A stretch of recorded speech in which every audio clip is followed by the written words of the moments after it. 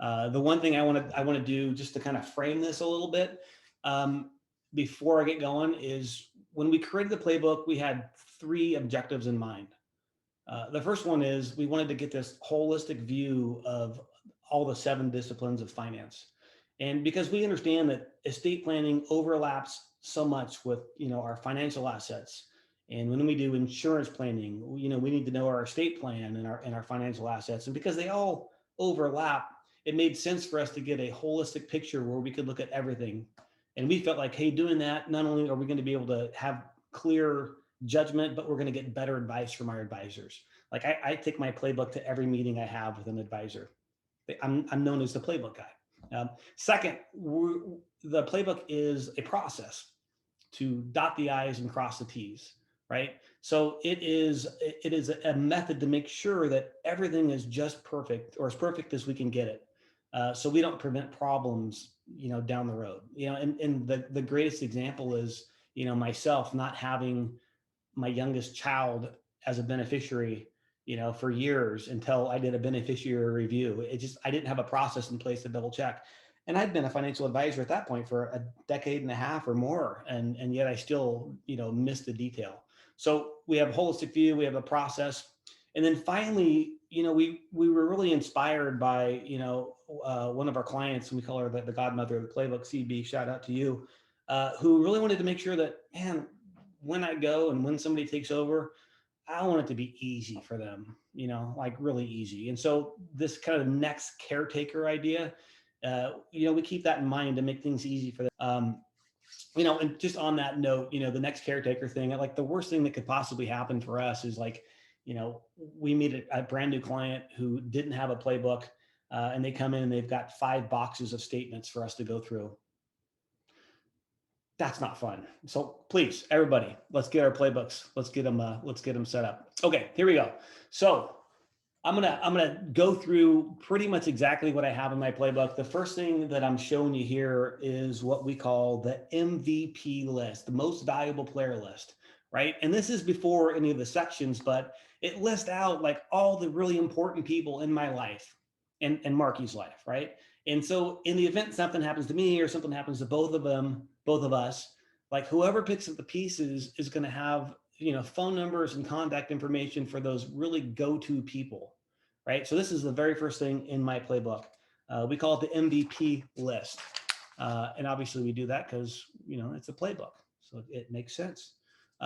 Okay, so now we're going to jump into what is really the first section, which is goals and objectives. So goals and objectives is, this is like the hardest part of the playbook for most people is writing down your goals and trying to figure out, what is important to you. And there's a ton of different formats that exist to document your goals.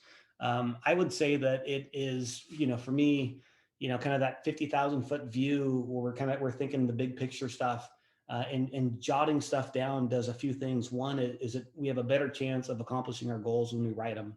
That old saying, if it ain't writ, it ain't, right? So we document our goals. Two, if we can articulate our goals clearly, we have a much better chance of articulating our goals to the people that are advising us. That means that we're going to get better help.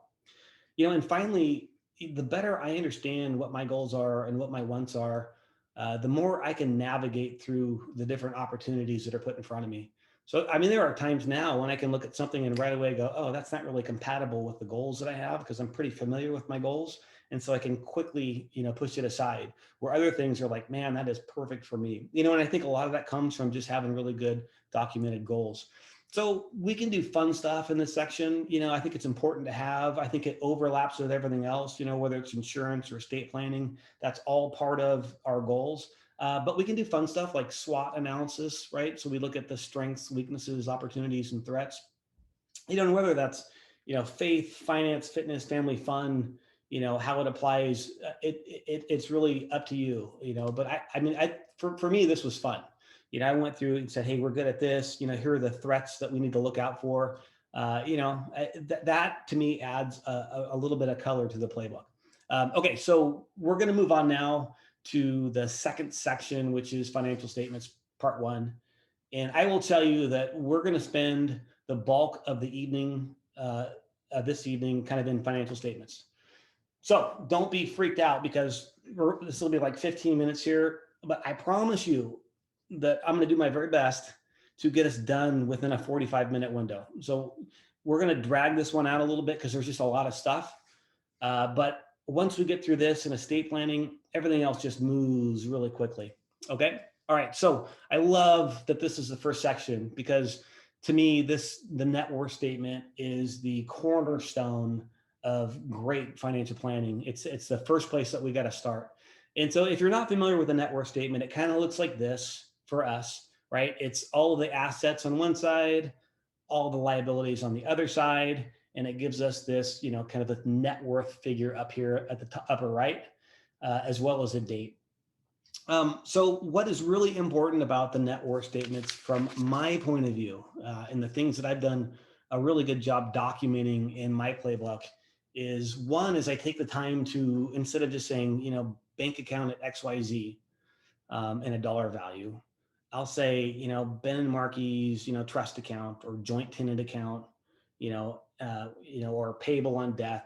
I'll kind of write in the important information of registration. So like the more details, the better, right? And then like on the other side of the balance sheet over the debt side is really important. Like if you got a mortgage or an auto loan, to put the percentage that you're financing at, so if you have a 2.25% mortgage, that's a great thing to write down on your net worth statement, and part of that is, supporting that holistic view. But then also if somebody's taken over, they can kind of quickly get an overview of everything that you have and some of the important details. So, when it comes to balance sheets, I've been using this same net worth statement, I think for 20 years now. So I stack them up one on top of the other. So I have, piles and piles of these net worth. How I do it all, like this is my playbook, right? And everything fits into my playbook nicely. Like I have a ton more room here. And my financial life isn't so simple that, I don't have any complications going on. I mean, I got, businesses and insurance policies, 3 kids. There's a lot of stuff happening, but it all fits in here really nicely. What's been cool about having all of these net worth statements is it helps me kind of focus on what is really important, and it helps me declutter quite a bit. So I started, telling you about, the worst case scenario is having 5 bins of statements from somebody that passes away. I don't have that problem. And the reason I don't is because I only hang on to one statement for every financial relationship I have. And that's all I need, right? And some of the criticism would be, well, yeah, but what if you want to look at the value of XYZ account in, 2007, and you've gotten rid of that statement. Well, if I'm updating my net worth statement, right, every year or every quarter, as often as I want, I've got all the values on my net worth statement. I don't need to keep the actual statement, right? So the reason that we keep the actual statement itself is so that we've got like contact information, right? So we've got proof of the asset. So a good statement is going to look like this, right? It's going to have the registration on the upper left, maybe, and it's got the actual account number on it, and then it's got contact information on it and a value. So I want to keep one copy of every financial relationship that I have, one copy of each of their statements. And so like this is the First Bank of Wiki. Obviously, it's just an example. But what I would do is I would have all of my net worth statements, the most recent one on top, and then kind of going down to the oldest one. By the way, mine go back like to 2001 or something. And then behind all my net worth statements, I would have one copy of each financial relationship that I have. And I typically would start with a checking savings, and then I would go through all of my investment accounts. It might look something like this, right? And then one copy is good. So how often do I update them? Well, here's the good news is that I'm not gonna open my mail every month and run to my playbook and open it up and take out the old and stick in the new. I don't need to. What I do is maybe once a year, and I'll do it typically in January. I'll collect all my statements, and then I'll open up my playbook and replace all the old ones from the previous year. I don't need to have the most recent one. I just need to have one that's relevant, right? So the other thing I might do is if there's been like a significant change, money transfers from one account to another that's significant, or there's a new account that exists or something like that. I would try to, make that, change or document it as soon as possible. But typically once a year is going to be good, in our opinion. So while this is a great company, LPL, our broker dealer, and this is an example of an online kind of a snapshot. So a lot of you, my people might recognize this if you log in. This is account view. And I wanted to bring this up because I think it's important to understand what a good statement is versus a online view. This is an online view. And if you notice, if you can see, it doesn't have the exact registrations of each account, but it's got a bunch of accounts mingled together with kind of a total value. It doesn't have a full account number. It might not have contact information.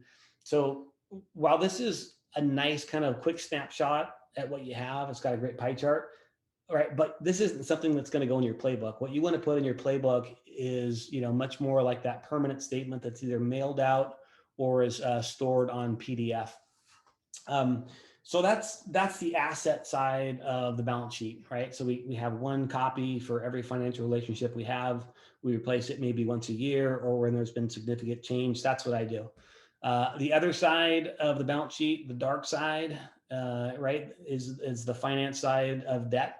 And so if we've got a mortgage, we want a copy of our mortgage statement here. If we've got an auto loan or a school loan, a copy there.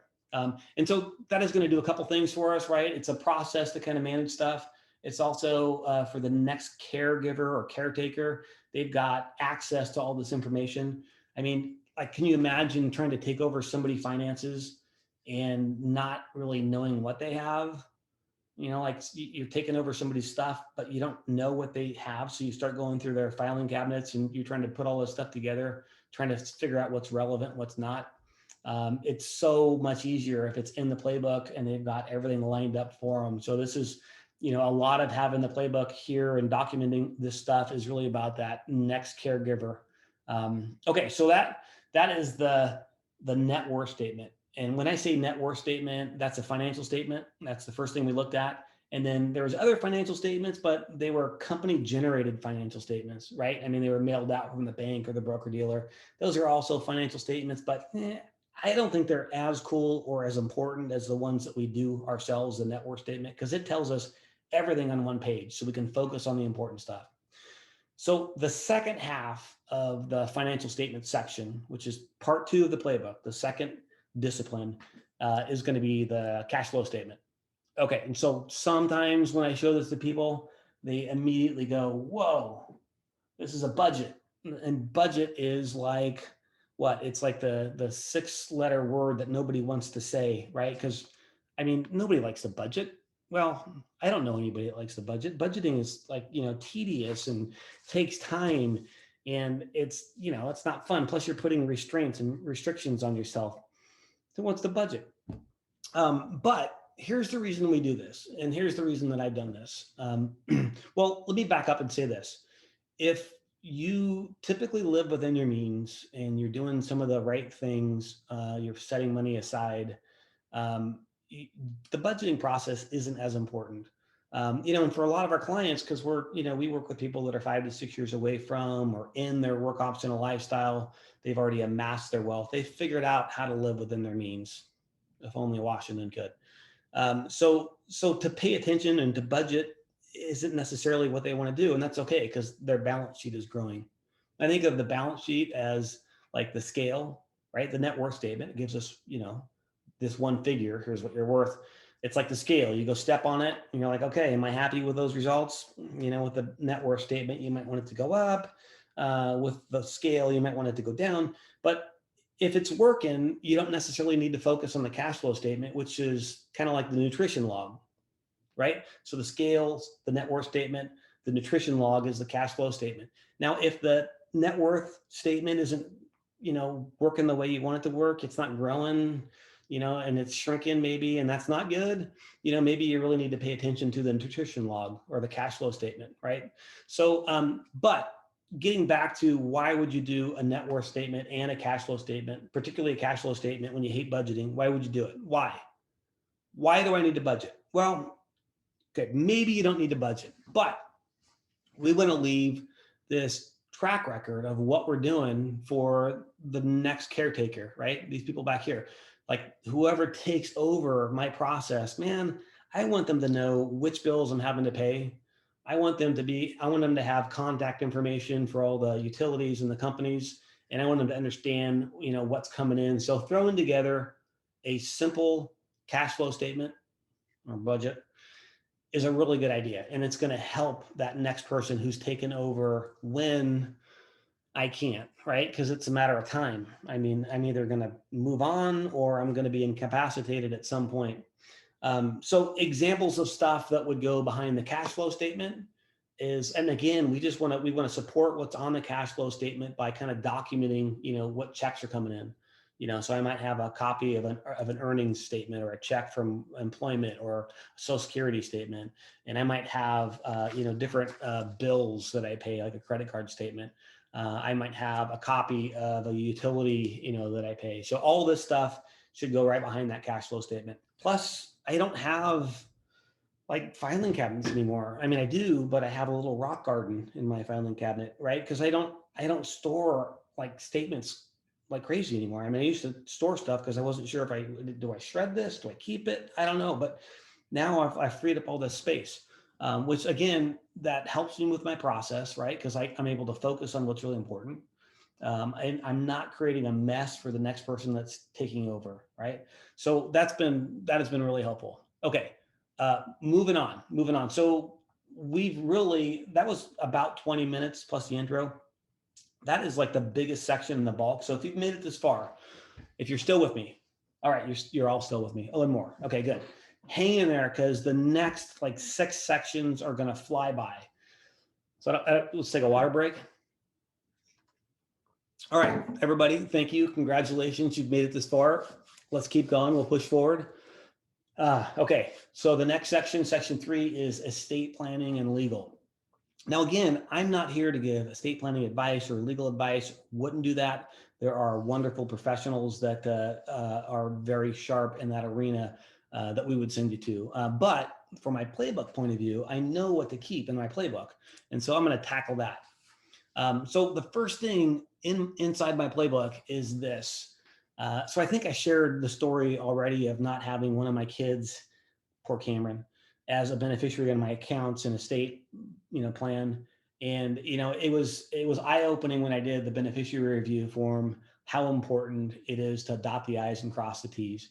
And so at the very beginning of the estate planning section, just because it's so important to get right, it's so important. I put this beneficiary review form. I mean, I want to look at like every account I have periodically, and I've got, the date written down here at the top, and I'm going to list out every account and who it's going to go to in the event that something happens to me. That's, kind of supporting this process, right? And then this kind of intercedes with like the net worth statement. I mentioned like, I want to know the registrations on the net worth statement.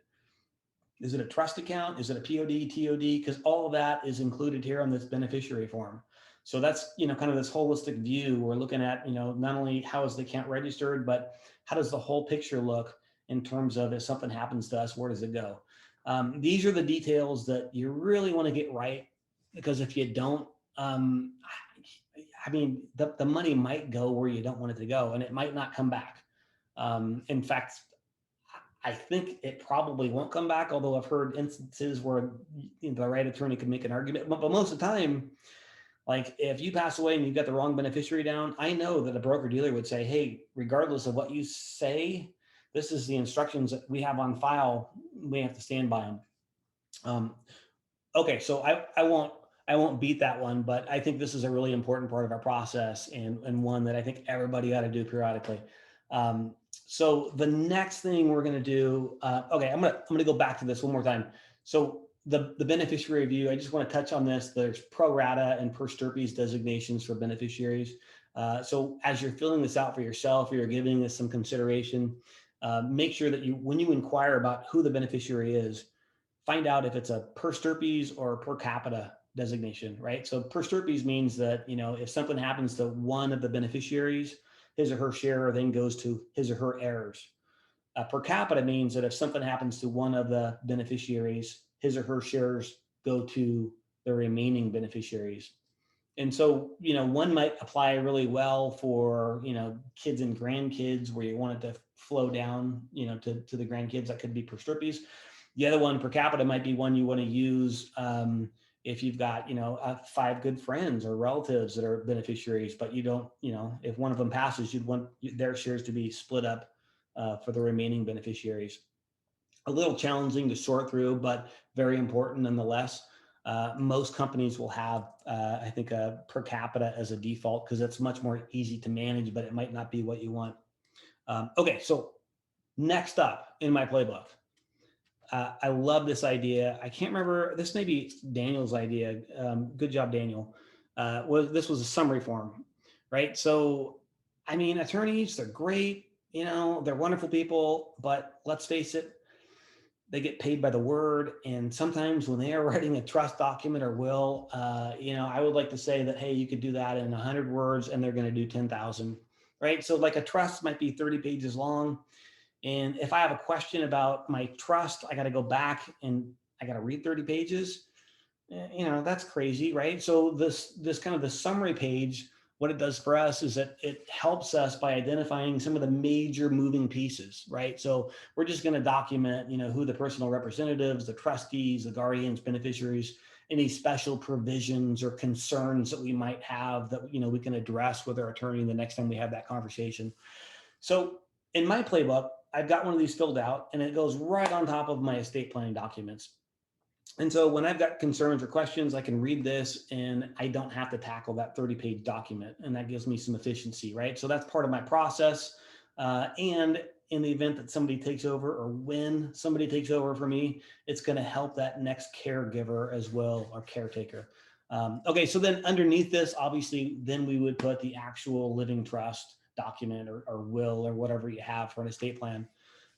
So this is where I'm going to sidestep the issue of, do you put the original in there or do you put it in your safe deposit box or do you put a copy? There seems to be a mixed bag of advice out there. I'm comfortable with my original in there. And then I've got digital copies backed up in our client data folders at the office, and various people have copies of them if they need to. So, consult your attorney. That's what they're there for. I've heard different preferences for different reasons. But for me, I'm keeping the original in there. That's the best spot for me. Okay, so next up in my playbook is the power of attorney form. And then there's a few other things that I'll kind of mention that I have, but this is one that I'll spend a little bit of time on because I think of the trust and the will as those really important documents to, spread the assets to those I love in a tax and, efficient manner, and probate efficient manager as an avoid probate when something happens to me. So all that, but it's like death stuff, right? So I die, those things are really valuable documents. This one is like, well, I'm alive, but I am incapacitated in some way, right? So that's where the power of attorney, kind of comes in. So like I'm in LA, stuck in traffic, and Marky needs to wire, a bunch of money to a helicopter to get me out of traffic. Great example. And so, so she does that. But if she doesn't have a power of attorney, and if it's just my account, it's not happening, right? And probably a realistic and better example is like, I'm in a coma, right? And it's happened for years because, the next thing that's in my playbook, maybe my living will says, hey, keep them alive.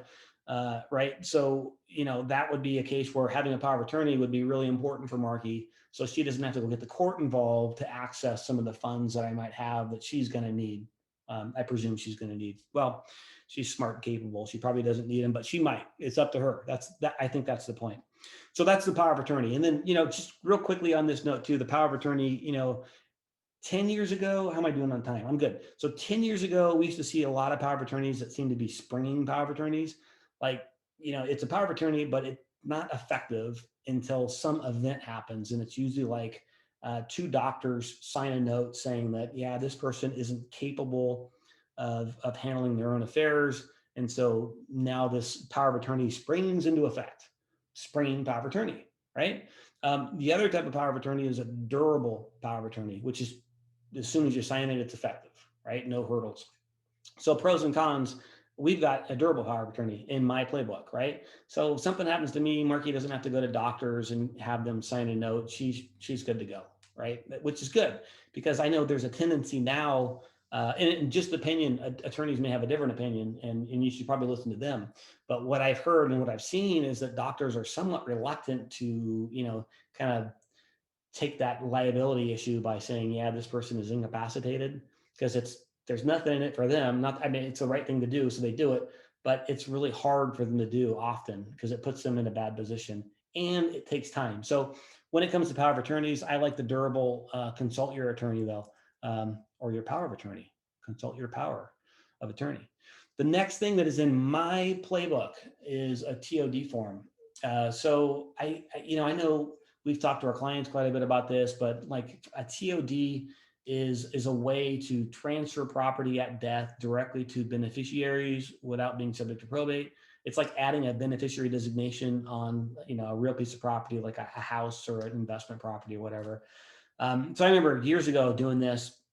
By the way, we don't have this form. Most of the forms that I showed you are on our website, but not this one. But this is one where, you can go, you fill it out, you put the legal description of the property down, you take it to the court or the courthouse, they'll file it, they'll stamp it, and then it goes into a file for your property. And then in the event that your beneficiaries, need to, the property transfers directly over to them. Quick summary, there's a little bit more involved, but it happens pretty seamlessly. We walk clients through this and have seen the fruit of it, and it's easy.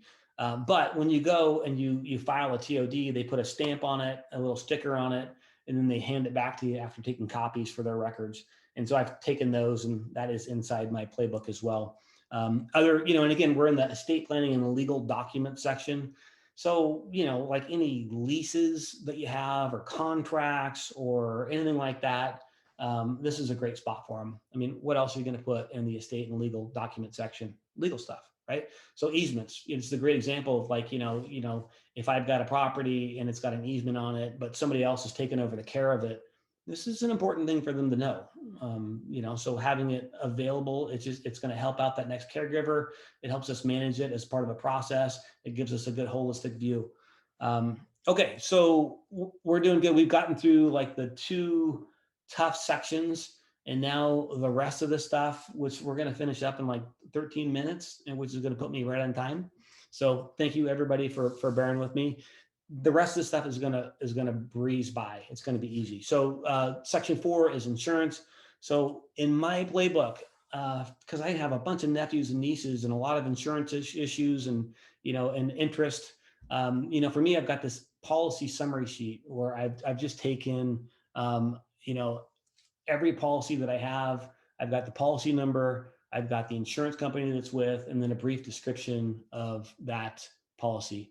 And obviously this is an example, although there probably is a superior life. But anyway, this is made up. But the form itself is available on our website. And if you go to our website, you can download not only the net worth statement, the cash flow statement, you can download the beneficiary review sheet, you can download the insurance policy summary sheet. All this stuff is available on our website. Please download it and use it, and let us know if you have questions.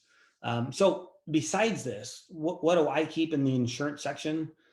So once in a while, like if I'm talking to my estate planner, he's going to go, well, what do you have for life insurance, or what are your insurable interest? And, in order to have that holistic conversation with him, where he's going to want to know my insurance stuff as well as my assets, I have like one copy of, kind of like the annual declaration page for all the insurance policies. That's all I need, right? I mean, it tells me if there's an insurable interest, what the amount is going to be. He can figure that into the estate plan. In the event that I need to make changes or I want to review my insurance, I've got pretty much all the critical information here. It's got coverage, it's got cost and date and that kind of stuff. Insurance is funny because every time you buy an insurance policy, you literally get a policy, right? They mail it to you. It comes in the mail. Your agent mails you out this policy. It's like, 40 pages thick. It's got a little black tab on the side of it. And, maybe you 3-hole punch it or you file it in the filing cabinet. You don't need to. I don't think. I mean, like I've had our business kind of evolves a little bit on the fringe of insurance, whether it's guaranteed investment contracts or annuities or something like that. So, we're not unfamiliar with policies. I've never had to, use a policy that is sent out from an insurance company. Never needed one in our business. When I started researching for the book, the playbook, by the way, you can buy this on Amazon. The kids, thank you. I called a bunch of insurance agents that I know, and I'm like, hey, what do you need to save? What's important? And the advice was across the board was like, save a statement, don't save the policy. I mean, if you feel like that is grossly negligent, save the policy. It doesn't keep me up at night, but if you want to save the policy, but don't keep it in your playbook, because it's a lot of stuff that you can call the insurance company and have them send you a duplicate at any time anyway. So really for us, it's just about like the single page declaration page. That's most of the information we need. So the next section is taxes.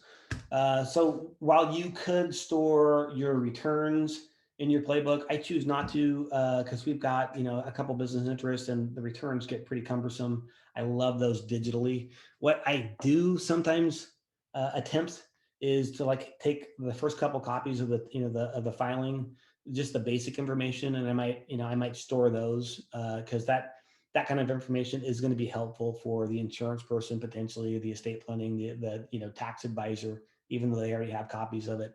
But what I'd like to do, and I really like this because it's helped me get organized in regards to taxes, is throughout the year, we're going to get stuff in the mail that is important for taxes. And, prior to the playbook, I'd take that stuff and I'd have a special spot in my filing cabinet, right? That I'd start throwing everything in. And then I'd take that filing cabinet at some point and empty it out and bring it to the tax advisor. So now I have these cool little things, these little sheet protectors, which you can buy, 500 for, $19 or something. And instead of 3-hole punching stuff, I just have a bunch of these sheet protectors inside my playbook. So for example, I'd mentioned like I have, 20 years worth of net worth statements. They all nicely fit inside one of these little sheet protectors, which is great because I don't have to 3-hole punch stuff. And so, and for taxes, right? So I can slide documents as they come in throughout the year right inside this little sheet protector. And then everything is there for me when I go to file taxes. I mean, at least the supporting docs, I still have to, pull credit card information and so on and so forth. But a lot of it is right here, which is great. And that makes everybody happy when it's great and it's easy, right? So shout out to one of our clients, and she is a playbook person at heart, and you're the one that gave us this idea and a lovely note. So thank you for that. I think it works much better than the 3-hole punch. So keep your 1099s, your property tax statements, charitable contributions, anything that you need to prepare for taxes inside this sheet protector. Okay, so next section, keeping right on. I'm performing well here. I'm tracking time perfectly. So performance. So is it important to track performance? Absolutely, right? I mean, we're all competitive to some degree. We want to make sure that we get value out of the services that we have. So performance is crucial. So I would say it goes without saying, although I'll repeat it anyway, is like, there is a high correlation with risk and return, right? So, if you're invested the right way and you don't have a bunch of, like non-systemic risk in your portfolio, ask me later if you don't know what that is, you should track your returns really with how much risk you're taking, right? So what I like to do is I like to measure how much risk I have in my portfolio. I mean, the returns are going to be there, depending on how much I risk if I invest right, and that's kind of, our 5 to 6 years away from work optional lifestyle strategies are all about reducing the amount of risk we take in our portfolio. So we've got that side handled. But what we often need to do for our clients is measure the amount of risk and make sure that it's, we've reduced it to the extent that we need to. So for me, I mean, I like to measure risk in this section. And this is often what you'll find in my playbook. I have also, in years, I've had, like projections, performance projections, like here's where I want to be, comparisons against benchmarks. It's really about what is meaningful for you and how you track performance. And there's a lot of different ways to kind of address that. Next section is the Social Security and pension section. Man, if you think about Social Security, for me, like people are getting $1,000 a month, or thousands, 3,000 a month, so 36,000 a year times 10 years or 20 years, 700,000, a married couple both doing that, 1.4 million. I mean, it is a lot of money, and yet a lot of us just kind of take for granted, like, okay, yeah, it'll be there and it is what it is, but we don't track it, and I've had so many conversations with my, great clients, and, we're looking at retiring in 5 years. They come in, they're like, hey, we know this is your specialty. Can you prepare us? And they have no idea like how much they're going to get in Social Security when it's such a big part of a lot of people's retirement. If you think about the magnitude, $1.5 million asset, we should pay attention to it. So I would challenge anybody to say, have I calculated a break-even analysis? Have I looked at, when I should file? Are there strategies that are appropriate for me? So I think for anybody that is looking at this as an asset that is important, take a really good look at it, do the analysis, figure out, what is the best option for you, and then document that in your playbook. And I think that's important. And then keep a copy of your Social Security statement too, as we do. And we have copies of our Social Security statements, and they're right inside our playbook. And the reason we do that is, I can bring that to my insurance guy who might say, hey, you know what, if something happens to you, you might need to replace some income. But come to think of it, Social Security might kick in. So let's take a look at that. So, that's kind of this holistic view. It's really good information for our advisors to have. And by the way, if you haven't gotten a Social Security statement lately, that's might be normal. If you're less than 60, they typically don't send it out to you at 60. They're going to start sending it out to you again at 3 months before your birthday. But you can go to ssa.gov and access your statement there. You just have to answer a few questions, where you bank and your mortgage and that kind of stuff. But it's pretty easy to do. Okay, I got 4 minutes left, and I think this will take 2. So we are tracking this. The last section is the miscellaneous section. So also available on our website. So we have 100 things that you might keep in your miscellaneous section. So this is really meant to be kind of like that. I mean, I hate the term junk drawer, but it's like where you put stuff that it might not logically fit elsewhere in the playbook. And this could be like, love notes to the kids or to spouse, or, the code to, an alarm, or whatever you feel comfortable putting in there. On our website, there's a long list. You can go through that. Personally, I keep in my playbook in the miscellaneous section, partly because I like to have something there. I'm pretty organized. I know where things fit, but I keep a annual credit report for Marky and I. So once a year or more, because there's 3 credit reporting agencies, I'll go onto their website and I'll get that free report, and it'll show me every credit account that I have open in my Social Security number and name, right? So then I go through that and I look for any problems, and I have yet to find one, but I document that. And what I do is I print up the front page of the report. I circle the date so I know when I did it, because then it kind of starts the clock over again. So I got another year, right? And then I just write a note on there like, hey, no problems. It's all good at this point. So that's what I have in my miscellaneous section, and love notes to family, which is just kind of fun. Okay, so that's it. I think it's 6:13, which means that this took 43 minutes. I could sit here and talk for 2 minutes, but I'm just going to tell everybody goodbye and thank you for being here. Thanks for listening to me. We appreciate you guys. I hope this was educational. I hope you learned something. Please shoot us an email, call us, let us know what you think. But we appreciate you guys. So that being said, I'll close it out here. Everybody have a good night. Thank you.